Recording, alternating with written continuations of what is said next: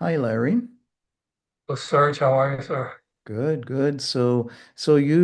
What we're going to talk about today, it starts from an experience you had about connecting with the divine, and maybe just you want to share how it happened. Thanks, Serge. Well, what happened was I was in a meditation group, as you know, and I was deep in the body. And due to some of my philosophical thinking and my experience with Eugene Janlen's focusing approach, I decided to see how certain words associated with the divine resonate in the body. So this is sort of a reverse of the way focusing usually works. Usually you try to come with a felt sense and then you see what the handle is.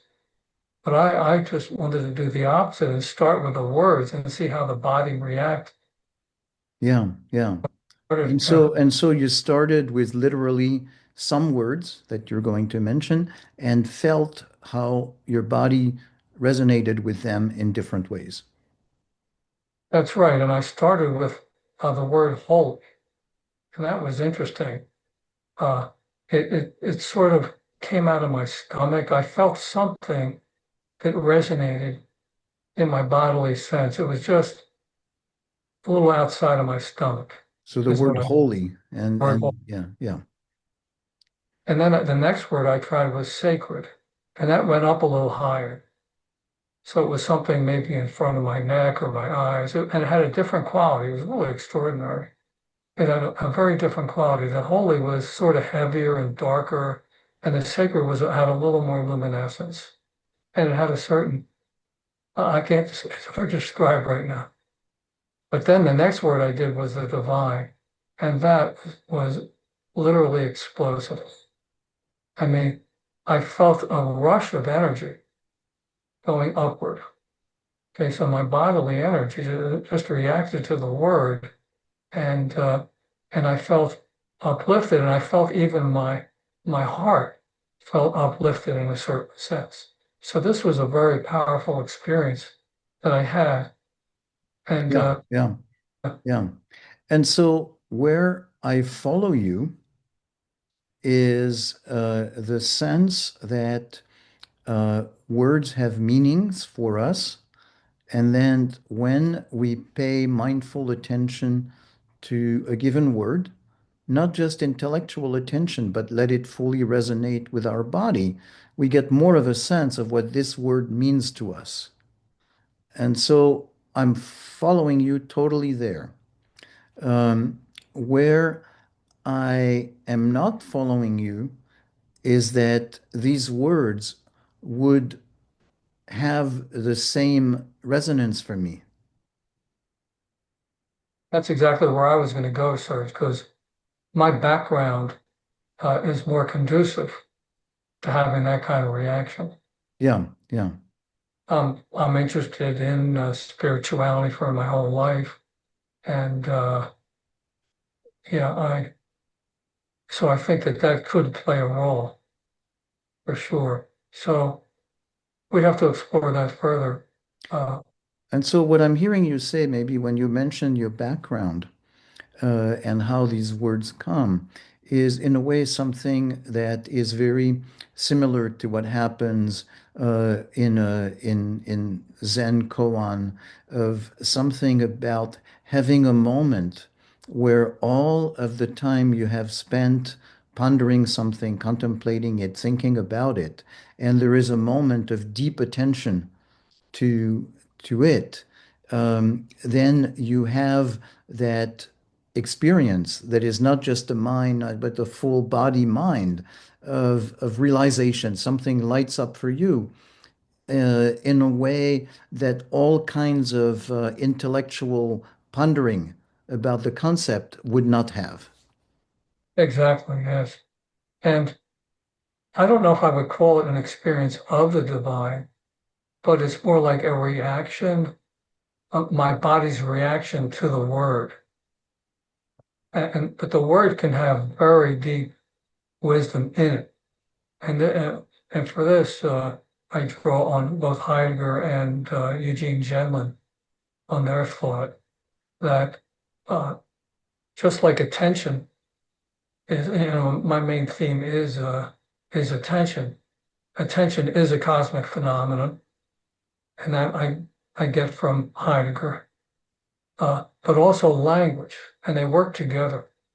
They're very closely related. And language carries in it all the wisdom that we've lived as a human race. Okay, so the idea being that uh, attention is very closely related to the divine, and because attention and language are so deeply related, that means language would also harbor within it some divine wisdom or resonance, something along those lines is the thinking. Yeah, yeah. So let's go to the first point, the sense that attention is related to the divine, is has that quality. So it's not obvious because we tend to think of attention every day as something that's very mundane, as you know, being solicited, our attention being solicited by phones, by things, wanting attention from people when we're in a conversation. And so, do you want to elaborate a little bit on how attention might be related to the divine? Well, one approach that I could provide is that attention is literally the core of our being. And I've argued this in quite a number of our publications that it really is how we are centered in the world. Okay, and it is not limited to uh, the body. Now, the way that people typically think of attention is, well, it's in your head, and whatever you're thinking about or where your attention is, it's in your head. But no, we can experience that attention goes beyond the body. Yeah, yeah.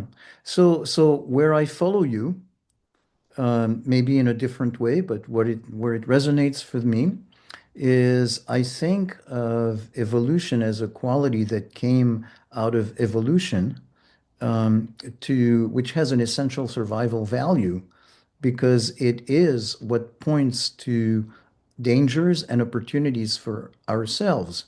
And so that it is something, it's not just, oh, it happens to point to something, but it's actually reorganizing our whole being to take advantage of opportunities and avoid dangers. So that's like the fight flight Yeah, or right. the picking up something that's valuable or becoming open to be present to a friendly presence or to love. So I totally, from that perspective, um, feel that attention is a central organizing quality for us as human beings. But for you, there's that notion that it also has a divine quality, that it connects us to something larger. And this is not a new idea. I Yeah. can tell you that the Gnostics, an ancient philosophical movement, explicitly say that we have a divine spark within us. Okay, and there's a lot more literature on this idea. Uh, we have, of course, the idea of stilling the mind by way of attention, and that can bring us to an eternal stillness. But we can conceive the divine as this great stillness, and and we approach that when we still our own minds. And of course, that's right in uh, Eastern philosophy, and the indigenous philosophers have a very similar idea. This role of attention in spiritual practices. Uh, Yeah. Moreover, yeah, Yeah. So that sense that attention brings that stillness, and that stillness is a divine quality, is being in touch with the divine in the universe. that's right. And again, from my perspective, I can resonate with the experience of stillness. I can resonate with the fact that in the stillness experience, there is a certain state of being that feels larger than ordinary life. Um, but I don't necessarily experience it as something transcendent, like of a transcendent God. It wouldn't be because this is a way to approach. It's a path. Okay. And but you did say it transcends. That's important. Transcends your ordinary way of being. Yeah, yeah. Okay. But so But the difference that's the that path. no, no, We can't that's just where jump to the divine. Yeah. no, but the where we meet is on the experience. Um, and then the concept differs. So what you're saying is that experience gives you the experience of something transcendent. For me, it gives me an experience that feels different, and that I can understand that some people describe as transcendent. But for me, it's an experience that is of this world and of human nature, um, and is not a concept of an experience of being related to something transcendent. It's a state of a perfectly ordinary human being. Okay, but you brought up evolution. Yeah, So we have to ask, what is our ultimate nature in this cosmos? Why are we here? So we have to go back to these deeper questions in order to approach this. My claim is that a standard way we think about uh, our lives and why we're here is that there was a big bang and things have evolved from there. And I've been thinking a lot about this notion of the big bang, but it's radically incomplete. First of all, it's really an act of hubris to think that mathematicians can come up with an explanation for the whole universe. Okay, it's really wildly inappropriate, I think. And there are serious deficiencies in this theory. First of all, supposedly the Big Bang was the beginning, except they've realized that there had to have been some energy there to start it. Okay, so now they have the idea that there was a a vacuum of some sort. It's called oh God, I'm blanking on the name. A quantum vacuum that hmm was there that had an infinite amount of potential energy.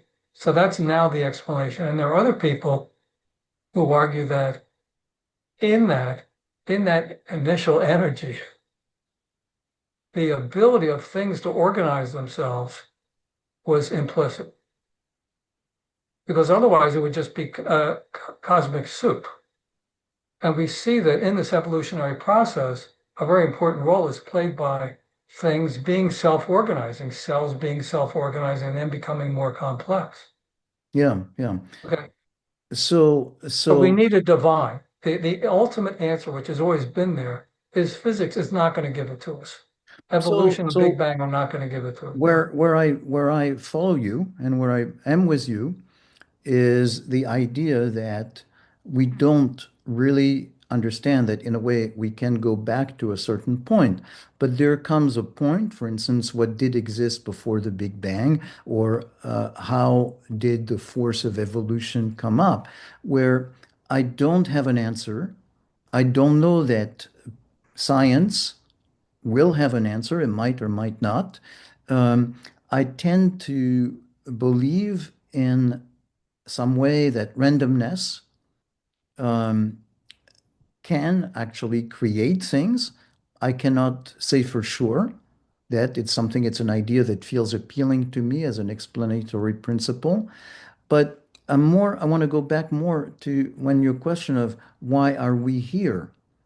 And I hear the why are we here as a question, as in a way, um, uh, is there a meaning that is transcendent that we have to be in touch with in order to find a purpose?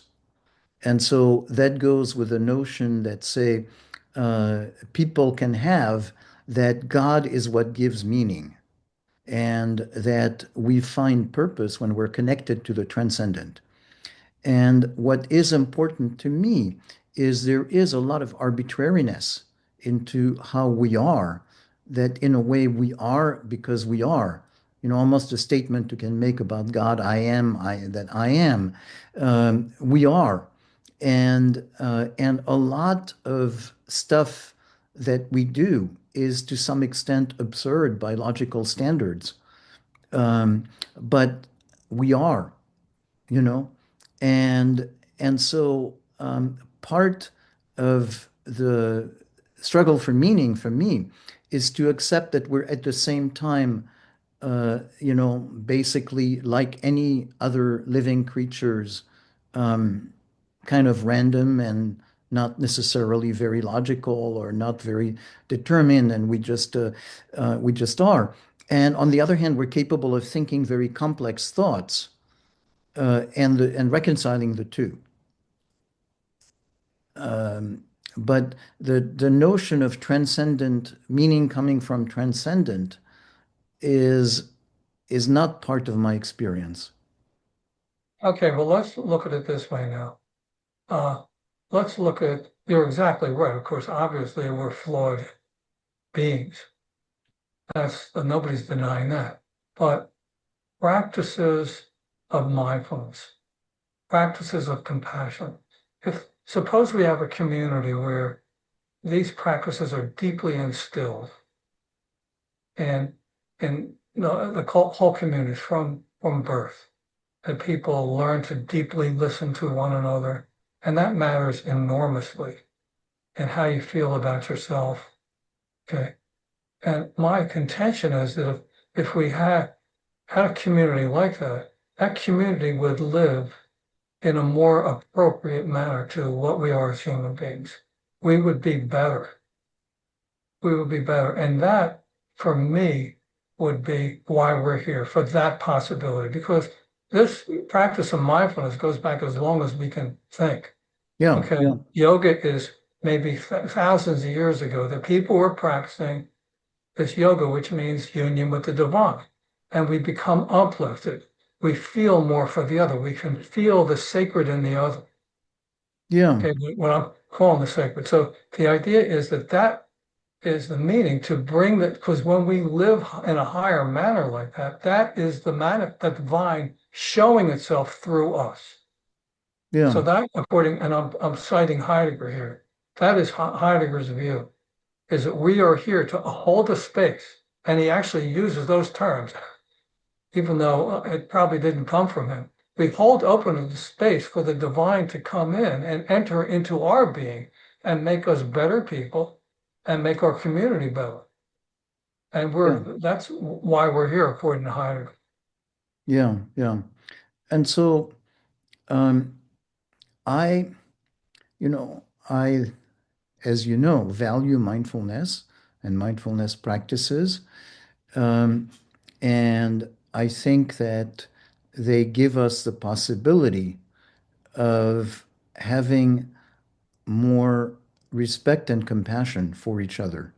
So I think of it more in terms of respect and compassion than in terms of the divine.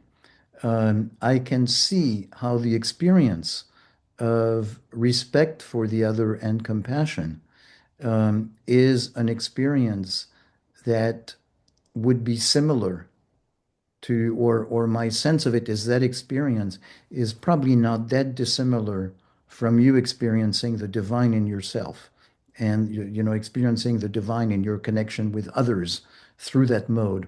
So I continue to think of it as using different concepts around an experience that is similar. So in in discussing, with you, I like the idea of finding experiences that we both value, and in a way, seeing how we have frameworks that make something different of that experience. And so, if we just focus on the framework, we can conflict about what it means. But if we come back to the experience, we actually come to the place where we are in sync and we resonate with each other. So the real question is, what are our explanations for this experience? Why is it that human beings have this ability to gather their attention and to be uplifted in this certain way? Yeah. Why is that? So I have I have one approach and you have yours. So we could go on. Charles Taylor is wonderful about this very idea of having these experiences and then discussing, and which sheds light on the experience itself, and you can go back and forth. It's a very rich thing. And Kant says we seek to reach a higher standpoint by discussing these things with each other.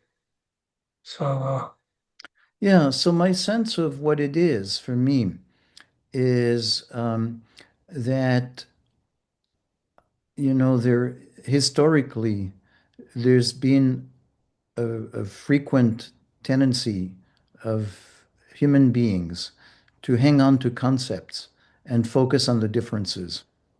And so what we're doing feels very good because instead of being locked into a sense of focusing on our differences, we connect with the similarity of what we value as experiences. And so, in a way, that in itself is something that is a goal that I want, and I think you want also, whether it's the main goal for you or not. For me, it's a big goal that there's an idea of connecting with other people on the basis of experiences that are meaningful and trying to find what connects us as opposed to what divides us. So, not to sugarcoat the differences, I think it's a big mistake to say, oh, there's no differences. I think it's very valuable to point out where there are differences, but that discussion feels safer, more grounded, and more productive when, we also emphasize, the very real similarities about experience. well, along these lines, which I totally agree with you on, there is the experience of being with a group where the atmosphere changes when we practice mindfulness. So I can practice on my own, but when I'm with others, we can all be uplifted together. And believe it or not, in the today's philosophy, there was a lot of talk about atmosphere and place, Hmm. but specifically atmosphere. Now, what is that? That's the real question. My claim would be that that goes beyond any kind of idea of us just being physical beings that were produced by a big bang or whatever. Yeah. And so So, what's the nature of that atmosphere is the question. so for me, um, so first of all, at the level of sensing the atmosphere. And, you know, usually in everyday language, we focus more on what people say or what one person feels or the other. And there's less of a sense of sensing the whole atmosphere, sensing the field in which we all are. Yeah, right. Yeah. And so there is a value in pointing it out. Because it's not something that is very frequent. The words we use tend to be images. Like for instance, there is that phrase about reading the room. So that's an experience. It's more mundane. It's more down to earth. But these are already forays that we have to say the sensing something more than just Yeah. you and I, but there's something more than that uh, is part of human experience and not just about amazing spiritual Right. experiences. So then, for me, it comes from our ability as mammals to have a deep sense of connection and of sensing each other's presence. And when there is in presence of each other, we light up. It just we expand. We become happier. We become more connected. There's something physiologically that changes. I can understand that for some people, it would be this is a state that is induced by connection to something transcendent and is beyond human nature. But personally, I don't have a need for a transcendent cause to explain it because I can live with the idea being a property of being a mammal and having a certain kind of nervous system. It's just that today, given our crisis in the world, I think we need more. That is not doesn't inspire people to work along these lines. And so that's why I feel that we need a spiritual revolution in today's crisis. And so I just feel it's true. And I'm going to keep going, because I think this idea of attention as a divine spark is powerful.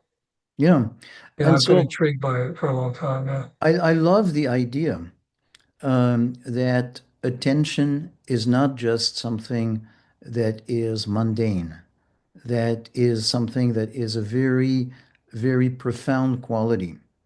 I love the idea that through attention, we can get to states that bring us on a different plane.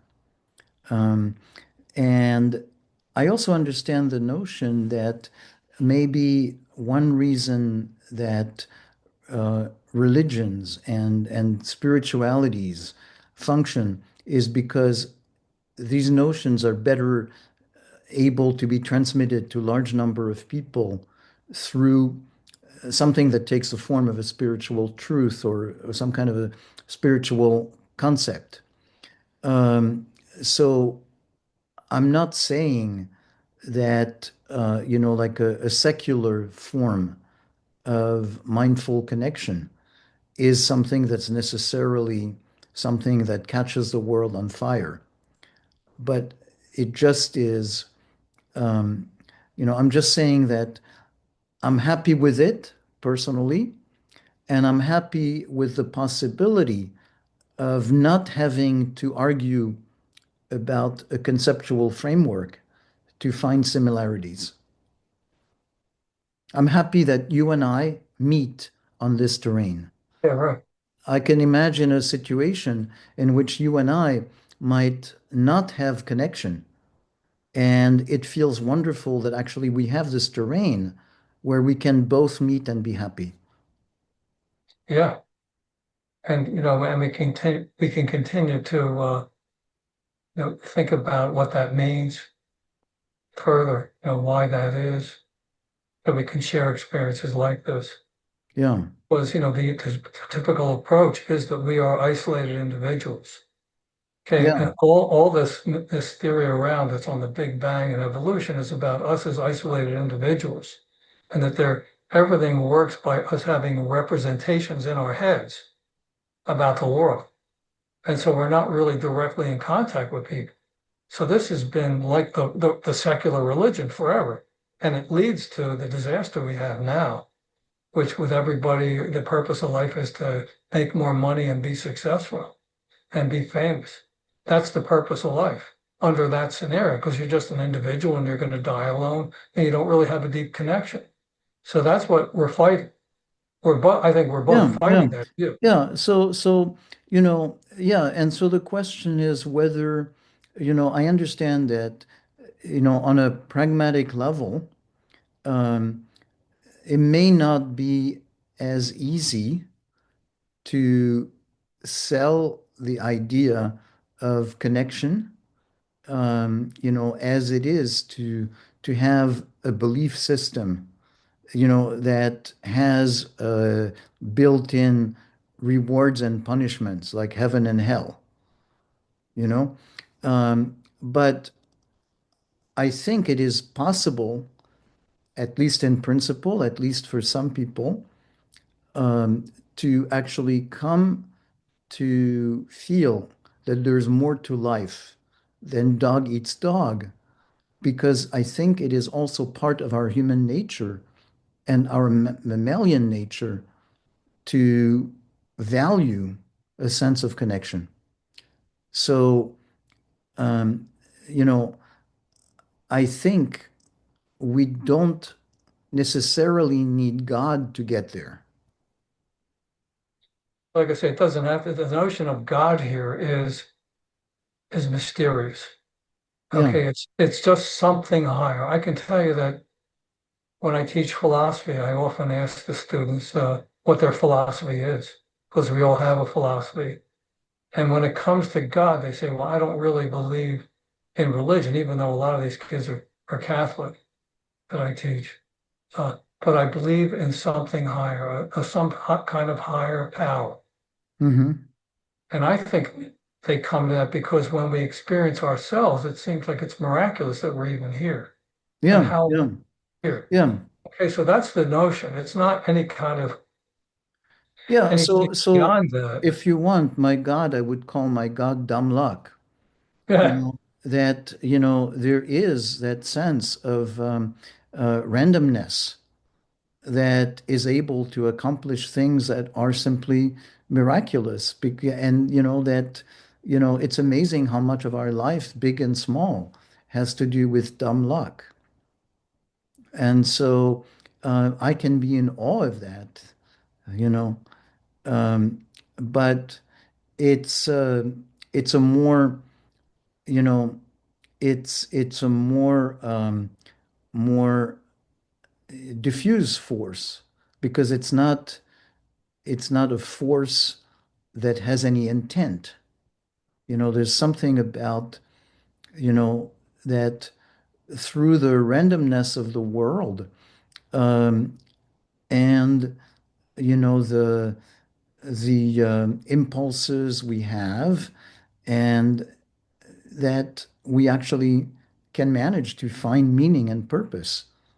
That is an inner experience we have that's very valuable, and for me does not need to have an external um, component. So the key Or- question is, how is randomness affected by the practice of mindfulness? Well, I think my sense of it is that the practice of mindfulness makes me more aware of the randomness of things, makes me more aware of the absurdity of some of my desires, impulses, actions, and makes me more aware that, in a way, being aware of absurdity does not mean trying to turn myself into somebody super rational, but actually embracing that I, as a human being, have that mixture of craziness and rationality, you know? But that's transformative right there. That's the Yes, point. yes, yes. So Never, yeah. that's where you and I value mindfulness. That's where we meet. That's why we have this connection, you know? But I think it really puts a little stress on your idea of randomness. Because like as if randomness is rock bottom in some sense. Well, I think no. I mean, I think randomness in the big things, like um, how the world is, how the world came to be. Basically, um, the big picture of what I get from science or from Big Bang is that something happened and then, it kept expanding. There was not what science, in a way, the state of science at this point is to say um, we don't postulate a transcendent intelligence to create the world. So, as you point out, there are flaws, including what started. How was there some energy at the beginning or whatever? So, I'm not going into the theory itself, but simply the idea that I can understand a world that's created through something else than a being or a transcendent being um, intending to create the world. So, that's what I call randomness. I see. It happened. Shit happens. And and so um, There's lots of things we control, lots of things we don't. So by the way, calling it a being is sort of problematic. Okay, that's It's very where problematic. I yeah, yeah, was I was struggling with it just yeah, because I'm not sure what to call it. yeah. Well, that's the idea.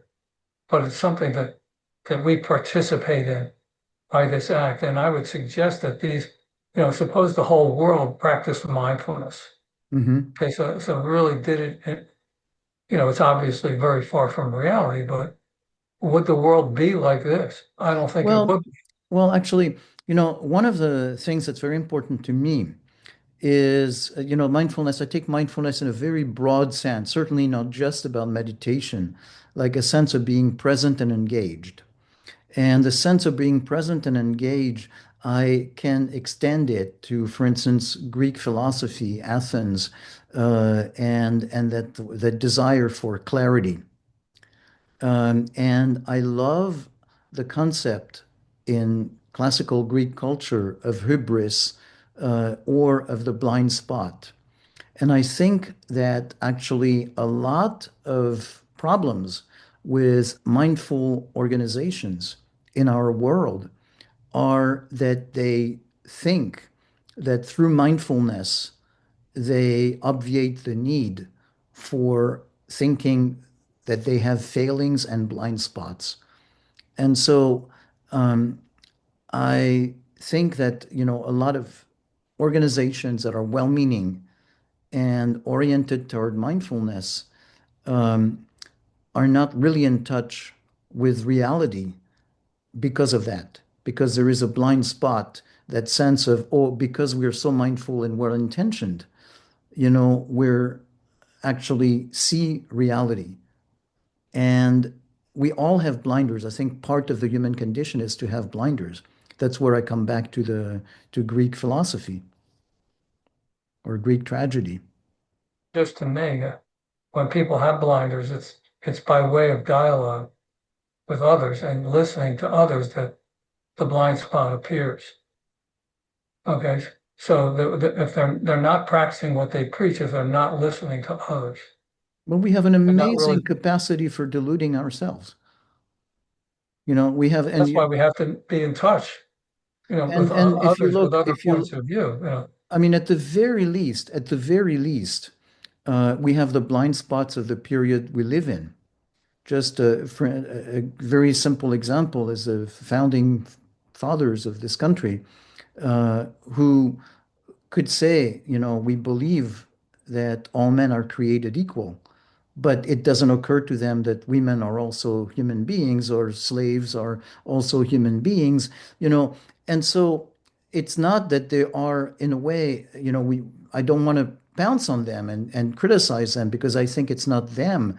It's what it's like to be a human being, to be blinded by the understanding the general concept of our period of time, and more generally that as human beings, we can so easily go into groupthink or into, not seeing things.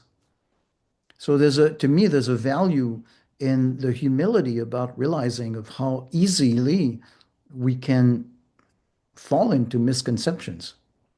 Oh yeah, I think that's absolutely true. But again, there's a process. Nothing is going to change things overnight, but it's a process Yeah, whereby like our process we're going through right now. But the point is, we share experience. We share yeah, this yeah, experience around it, and we speak from there. And then I learn from you, you learn from me. yeah, So those blind spots, it's a process in which the blind spots start to get smaller. And that would be a real evolution, an evolution that comes about by way of our act in our conscious acts to be more present. And I'm proposing that's what our nature is. Our yeah. nature, I'm not, we are I'm not endowed with that sure. ability. I'm not sure about the idea that, in a way it goes like the way the perspective is represented in Renaissance paintings, that you have a vanishing point. And so, in some way, like the way you see the two sides of the road meeting into a single point into the distance represents that vanishing distance between the sides, that it goes into, then there's Oh, no more blind spot. I think it's an illusion. I think um, it's part of our nature to be human, to constantly have blind spots. I think it's the most dangerous is when we believe we don't. And so I prefer to have as a central part of our, functioning, a reminder of some humility about the possibility of blind spots. Oh, yeah, I think that's right. And Hannah Arendt talks about the darkness of the heart, that because a blind spot is going to be coming from emotion. And she always says that you can't really get it, though, that what the heart, the secrets of the heart, I forget the way she puts it, but I always was wondering, because that's what I think focusing is about. Focusing is digging in and getting insight into those blind spots, into who we are, because we have all these aspects of our embodiment that have come about through our living that we can unearth. And so Yeah. that for me is progress. And I think we're all about growth. I mean, that's one thing. Another thing, I ask my students, is growth an ideal for you? Yes. I think everybody wants to grow. And Yes, yes. that So, includes understanding more about my blind spots.